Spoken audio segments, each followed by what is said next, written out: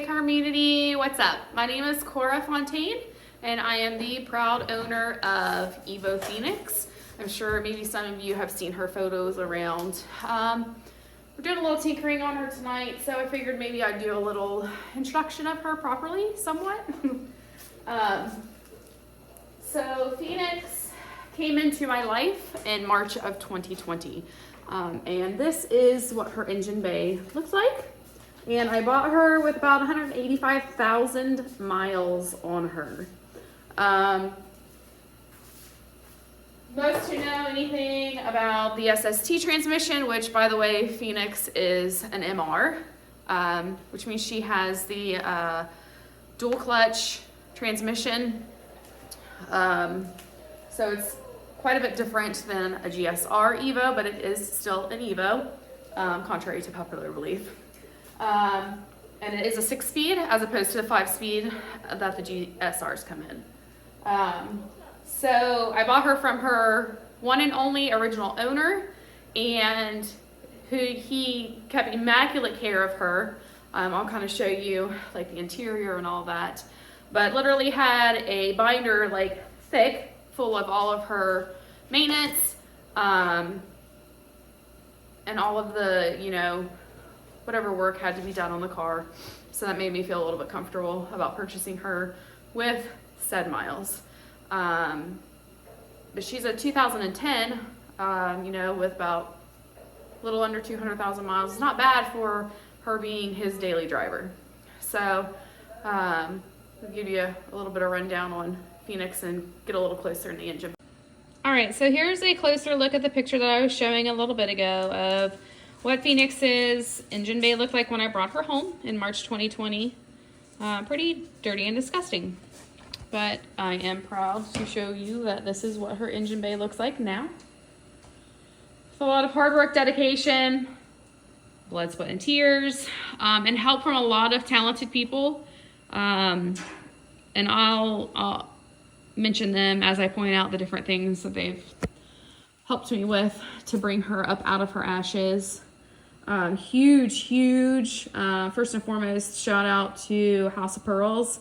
When I brought Phoenix home, she was like 7 different shades of red. And they completely brought her back to life with the fresh paint job that they provided for her almost about a year ago. So huge improvement there. And I couldn't be happier. Like, she looks way better than when I brought her home. I know when we went to go look at Phoenix, my husband was like, just keep an open mind. And I'm like, oh Lord. Huge shout out to Slow Motion Motorsports up in Columbus. They've done a lot of work on both of my husband and mine. We both drive Evo X's. They've done a lot of work on both of the cars. Couldn't obviously have the cars where they are without them, for sure. The motor that is in this car right now is actually a transplant from Kraken, and that was obviously done up at Slow Motion. But a little backstory, when my husband bought his Evo X, it had about 18,000 miles on it. So he decided that he was going to go big with a build, remove the motor, dropped a 2.2 big bore in it, hence why now the motor is in Phoenix. We'll hit on his car a little bit later when we introduce it. But as for now, my car has Kraken's original motor in it. I do still have the original motor from Phoenix. It is sitting up at Slow Motion Motorsports for right now. I haven't decided what I want to do to it. I've tossed around the idea of sleeving it and camming it. I just haven't quite put my finger on what I want to do. I've also toyed around going up and getting it, bringing it back home. I have a friend here locally that builds motors, and kind of shot him the idea of teaching this blondie how to work on motors, because that's the one thing that I've never learned how to do. I do like to try and do as much work as I can to my car, but I do know my limits, and that's why I seek out professionals and people who are highly talented in what they do. So that's why I always highly recommend the people that I work with. They've listened to me, they've worked with me, they've brought my vision to life, and they've worked with me until that vision has come to what I want it to be. So huge shout out to everybody. And hopefully I don't forget anybody while I'm doing this intro to Phoenix. But you all know who you are, and I give huge props to all of you. So stock motor in Phoenix right now, nothing's done to it. No internal upgrades, no bottom end upgrades, stock block. I do have an upgraded turbo that is not stock. It's powder coated back there, orange sherbet sparkle by Chris Robbins at Turbos RS. It's a 3576. And if you drive an EvoX and you autocross, I highly suggest that you look into the 3576 by him. It spools up faster and it's just an all around really good turbo. Jason had the MHI 18K in his car and we tossed around the idea of putting it in Phoenix for autocross, but then when we came across this one, weighing the options and comparing them, I'm really happy that we went with the 3576 as opposed to the MHI 18K. The tubular manifold there has been Cerakoted. It was done by IonX Coatings. Paige does an amazing job with her powder coating, and she's done quite a bit of powder coating for me. And when I tell her that I like sparkle, she listens. I love sparkle. So strut bars powder coated by her, valve covers powder coated by her. She did the powder coating on my intercooler as well as powder coating my BBS's black for me. I did have Jake Tracewell powder coat my intake manifold, the orange sherbet sparkle to match my turbo. And I'll show you here later that my calipers are also coated in the orange sherbet sparkle by Injector Logic. So I'll show you that here in a little bit, but we'll do a little bit more of the underneath the hood. Replaced and upgraded to a catch can. Hit up Club Spec Chicago for some, I guess, quote unquote, cover-ups, you know, sprucing up items underneath the hood. These came from Club Spec Chicago, and that reservoir cover over there came from Club Spec Chicago. There's a new Mishimoto radiator hiding under there with the lines and all that jazz. So Phoenix is also pro-tuned for flex fuel. That was also done by Slow Motion Motorsports. And right now we try to run the 93 in her because of the winter. She doesn't like it very well. She does like the corn a lot better, obviously, but it's not really that ideal to run corn in them in the winter. So unfortunately she's on 93 for right now. And as you can see, I will admit that the very, very first upgrade that I did as soon as I brought the car home was the intake system, because as you've seen in the picture, it was hideous and dirty. I just liked the Cobb SF intake system because it just was clean and it looked better than what was under there, honestly. I think that's about it on all the highlights underneath the hood. This jumbled mess here, we're going to do something with that. That comes from installing my new custom headlights that Hubs got me from AK Retrofits for Christmas, and they're amazing. We'll play around with those at another time, but there's 3 different Bluetooth controls that I have. The eyebrows, the halos, and the demon eye I can all control and change them at different times. They're pretty awesome, and they do have it's kind of hard to see, but the Mitsubishi logo etched into them, so that's pretty sweet. Okay, so I'm going to apologize ahead of time. We have been currently working on a project with Phoenix, so she is jacked up in the air. So we have things maneuvered underneath the car to hold things. We removed the alternator, which we'll show the videos in that in a later episode. But I wanted to just highlight some custom pieces on Phoenix. So this grill insert and the front lip, I bought them through Auto City Imports, who I happen to be the Mitsubishi rep through. Or you can contact the owner, Jason Willis. They are Seabon carbon fiber. Beautiful carbon fiber. I'm very picky about my carbon fiber. I love Seabon carbon fiber. But spoiler alert, it's not going to be on the car much longer. I have a huge arrival coming on Monday that I can't wait to spill. But I have the Hello horns too. No, those are not twin turbos, as everybody likes to joke about, haha. But the Hello horns, and then I had custom covers made for the Hello horns from HelloFresh custom covers. Golly, I have to remember who they came from, but they're on Instagram. They do custom Hello horn covers, obviously. And you could kind of peek the powder coating job underneath there, Phoenix in red glitter. That's EvoPhoeniX coatings did for me. Okay, so like I said, we're currently working on a project with Phoenix, so she is up on jack stands.